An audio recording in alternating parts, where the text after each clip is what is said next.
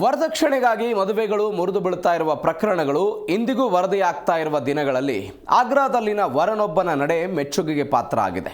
ಮುಜಾಫರ್ ನಗರದಲ್ಲಿ ನಡೆದ ವಿವಾಹ ಕಾರ್ಯಕ್ರಮವೊಂದರಲ್ಲಿ ವರದಕ್ಷಿಣೆಯ ಭಾಗವಾಗಿ ತನ್ನ ಭಾವಿ ಪತ್ನಿಯ ಪೋಷಕರು ನೀಡಿದ್ದ 31 ಲಕ್ಷ ರೂಪಾಯಿಗಳನ್ನು ನಿರಾಕರಿಸಿದ್ದಾರೆ. ಸಂಪ್ರದಾಯದ ಭಾಗವಾಗಿ ಕೇವಲ 1 ರೂಪಾಯಿಯನ್ನ ಪಡೆದಿದ್ದಾರೆ. ಯುವತಿಯ ಕುಟುಂಬಸ್ಥರು ವರನಿಗೆ 31 ಲಕ್ಷ ರೂಪಾಯಿ ವರದಕ್ಷಿಣೆ ನೀಡೋದಕ್ಕೆ ಮುಂದಾಗಿದ್ದರು. ಆದರೆ ಹಣದ ಎದುರು ನಮಸ್ಕರಿಸಿದ ಯುವಕ ವರದಕ್ಷಿಣೆ ಸ್ವೀಕಾರ ಮಾಡೋದಕ್ಕೆ ನಿರಾಕರಿಸಿದ್ದಾನೆ. ಯುವತಿಯ ತಂದೆಯ ಶ್ರಮದ ಸಂಪಾದನೆಯನ್ನು ತೆಗೆದುಕೊಳ್ಳೋದು ನನಗೆ ಸೂಕ್ತವಲ್ಲ, ಅದರ ಮೇಲೆ ನನ್ನ ಹಕ್ಕಿಲ್ಲ, ನಾನು ಇದನ್ನು ತೆಗೆದುಕೊಳ್ಳುವುದಿಲ್ಲ ಅಂತ ಹೇಳುವ ಮೂಲಕ ಹಣವನ್ನು ವಾಪಸ್ ಕೊಟ್ಟಿದ್ದಾರೆ. ವರನ ಪೋಷಕರು ಆತನ ನಿರ್ಧಾರವನ್ನು ಬೆಂಬಲಿಸಿದ್ದಾರೆ. ವರನ ನಿರ್ಧಾರದಿಂದ ವಧುವಿನ ಕುಟುಂಬದಲ್ಲೂ ಸಂತಸ ಮೂಡಿದ್ದು ವಿವಾಹ ಕಾರ್ಯಕ್ರಮ ಅದ್ದೂರಿಯಿಂದ ನಡೆದಿದೆ.